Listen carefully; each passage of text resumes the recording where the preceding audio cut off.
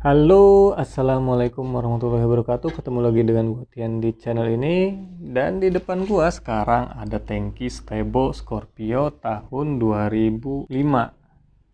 Tangki ini udah kinclong banget. Jadi untuk video kali ini gue pengen share ke kalian tentang proses restorasi tangki Scorpio tahun 2005. Di video kali ini juga gue pengen ngasih tips dan langkah-langkah untuk kalian yang pengen restorasi sendiri tangki lawasnya di rumah.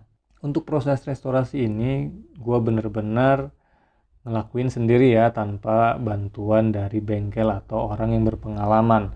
Jadi posisi gue di sini bener-bener orang awam yang ngelihat referensi dari internet.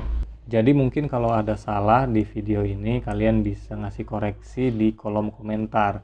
Dan sebelum gue lanjutin ke proses restorasinya, gue pengen ngasih sedikit bayangan tentang kondisi tangki ini waktu pertama kali gue beli. Dan jujur aja gue nggak sempat ngerekam atau ngambil gambar kondisi tangki ini waktu pertama kali gue beli, karena emang gue juga nggak niat bikin konten kayak gini tadinya. Jadi kondisi tangki ini udah cukup parah ya. Bisa dibilang kondisinya itu sekitar 60%-an. Dalaman tangkinya itu udah karatan banget dan kondisi catnya pun nggak bagus lah ya, karena waktu gua coba lepas stikernya itu nggak bisa, jadi udah menyatu banget dengan catnya. Jadi terpaksa gua harus nge-remove cat ini pakai paint remover. Oke, langsung aja ya kita ke proses restorasinya.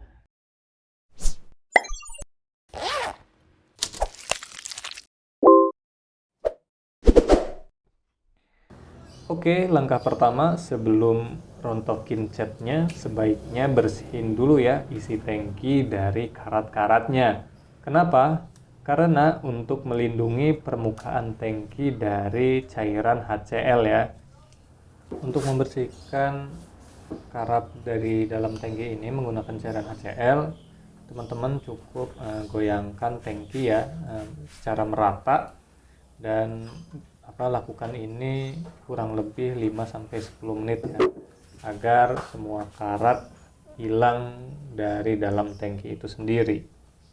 Bagi kalian yang pengen bersihin isi tangki dari karat menggunakan cairan HCl ini, sebaiknya jangan rontokin catnya dulu ya, karena cairan HCl ini selain ampuh membersihkan karat, tapi ada kekurangannya, yaitu bisa cepat menimbulkan karat lagi.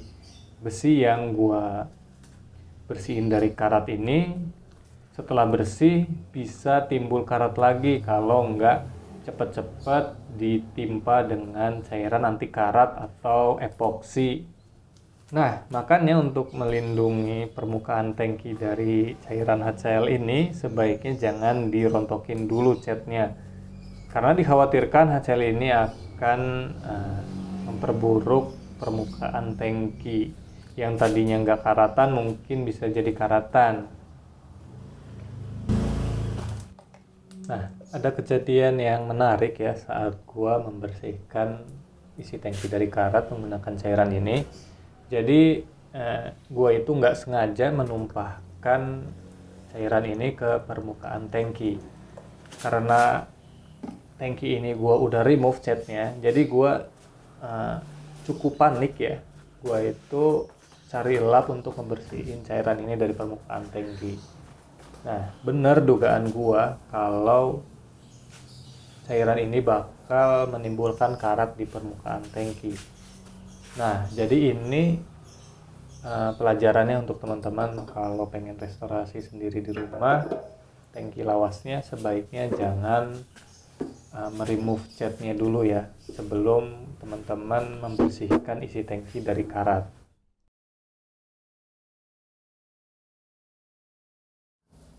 Dan tips yang kedua, kalau emang teman-teman udah terlanjur meremove catnya dan terkena cairan HCl ini permukaan tangkinya, teman-teman bisa bersihkan karat yang muncul menggunakan braso ya.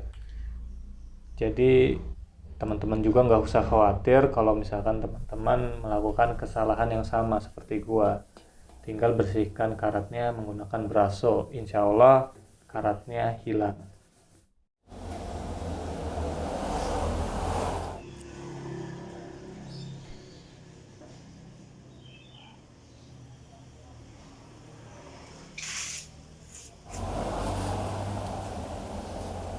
Oke, untuk langkah selanjutnya siapkan resin ya teman-teman. Nah, jadi resin ini fungsinya untuk melindungi isi tangki ya dari karat, sekaligus juga untuk melindungi tangki ini dari rembes kalau tangki ini ada sedikit kebocoran. Nah, caranya bagaimana? Teman-teman setelah membersihkan isi tangki dari karat menggunakan HCl, teman-teman cuci dengan air ya, supaya cairan HCl ini seluruhnya hilang dari dalam tangki. Nah, setelah dicuci dengan air, keluarkan air sampai benar-benar tidak ada genangan. Dan teman-teman bisa juga mengeringkannya dengan cara diangin-anginkan saja.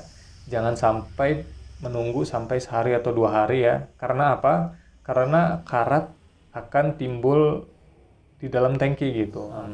Jadi caranya itu ya teman-teman diangin-anginkan saja selama mungkin 10-20 menit. Setelah itu teman-teman bisa masukkan resin yang sudah dicampur dengan katalis sebanyak 1:100. Nah, teman-teman bisa ratakan ke seluruh bagian dalam tangki. Lalu teman-teman bisa tunggu sampai benar-benar kering. Nah, untuk catatan aja, untuk proses ini teman-teman harus benar-benar menunggu resin sampai kering ya sebelum diisi dengan bensin. Supaya apa? Supaya resin ini nggak jadi lengket gitu kan. Jadi teman-teman harus menunggu sampai kering ya. Jangan sampai belum kering teman-teman udah isi dengan bensin. Seperti itu. Oke, untuk melapisi isi tangki ini dengan resin ada beberapa tips ya untuk teman-teman. Nah, jadi teman-teman harus pakai sarung tangan ya untuk melindungi tangan dari cairan resin ini. Karena cairan resin ini cukup lengket teman-teman dan susah banget untuk hilangnya. Nah, tips yang selanjutnya teman-teman harus menutup lubang drat yang ada di dalam tangki ini teman-teman untuk melindungi dari cairan resin yang nanti akan mengeras gitu. Jadi caranya seperti ini teman-teman. Sebelum teman-teman masukin resinnya ke dalam tangki, teman-teman tutup dulu drat-drat baut yang ada di tangki itu. Lalu setelah memasukkan resinnya, tunggu sampai teman-teman mendiamkan tangki itu sampai resinnya itu melunak ya. Jangan sampai tunggu mengeras, karena nanti kalau udah mengeras bautnya bakal susah dikeluarin dari dratnya. Jadi tunggu sampai resin itu melunak, mungkin sekitar kurang lebih 30 menit ya teman-teman. Baru teman-teman buka baut-bautnya dari drat yang ada di tangki itu. Karena gua mengalami sendiri teman-teman, ketika kalau gua itu sebenarnya nggak melindungi dratnya dari baut ya. Jadi gua nggak pasang baut-bautnya gitu. Jadi lubang drat yang ada di dalam tangki gua ini tertutup oleh cairan resin yang udah keras. Jadinya pas gua pengen masang keran bensin dan pelampung tangki, gue susah. Gue harus menghancurkan dulu cairan resin yang menutupi drat baut yang ada di tangki itu. Seperti itu teman-teman, tips untuk melapisi resin di dalam tangki.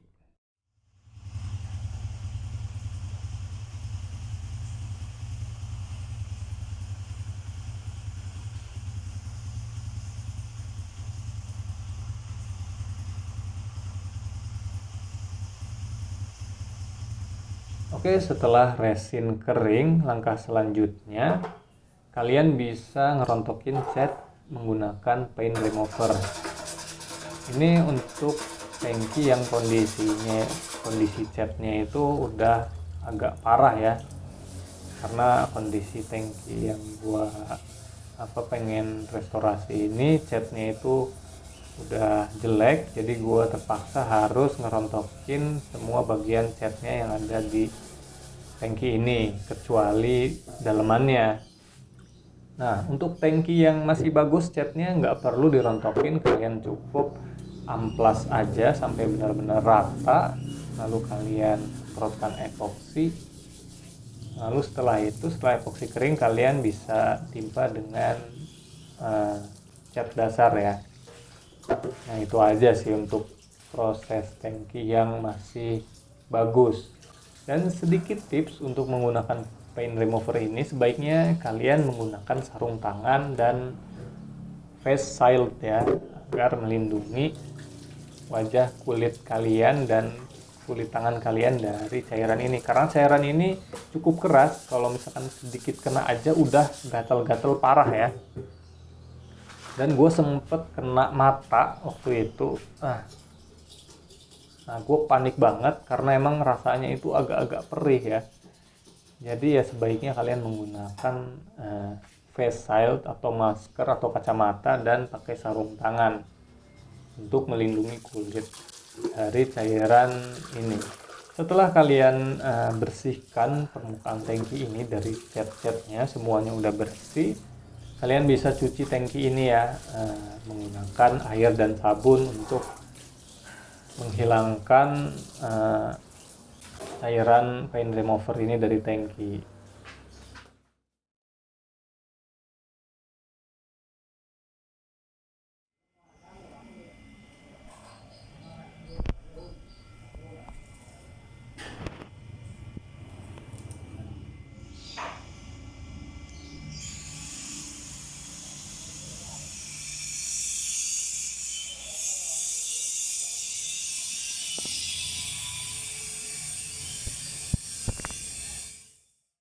Selanjutnya masuk ke tahap pengecatan. Sebelum masuk ke tahap pengecatan, teman-teman cek dulu tangkinya ya, apakah ada yang nggak rata. Sebentar, motor lewat dulu. Nah, teman-teman cek dulu tangkinya apakah ada yang nggak rata. Kalau misalkan tangkinya itu ada yang nggak rata, teman-teman bisa melakukan proses pendempulan dulu. Tapi kalau tangkinya itu masih bagus, rata gitu ya, teman-teman bisa langsung ke tahap epoksi. Sekarang gue pengen bahas tangki yang gak rata. Untuk melakukan pendempulan, ada dua cara. Cara yang pertama itu melakukan epoksi dulu, baru pendempulan. Nah, cara yang pertama ini gak disarankan buat yang pemula ya. Karena gue ngalamin sendiri, ternyata cara ini susah banget. Suara apa? Untuk cara yang pertama ini nggak disarankan banget untuk yang pemula ya.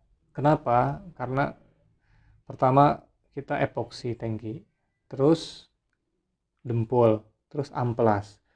Epoksinya bakal ikut terkikis. Nah, di situ ada bagian-bagian cat yang nggak rata. Di situ kesulitannya teman-teman. Kalau misalnya cat epoksi yang nggak rata itu setelah kita epoksi lagi itu akan terlihat belang catnya. Jadi di situ mesti diratain lagi dan itu susah banget. Jujur aja bagi yang pemula itu susah banget. Gua ngalamin itu sendiri. Nah, cara yang kedua ini kan dempul dulu.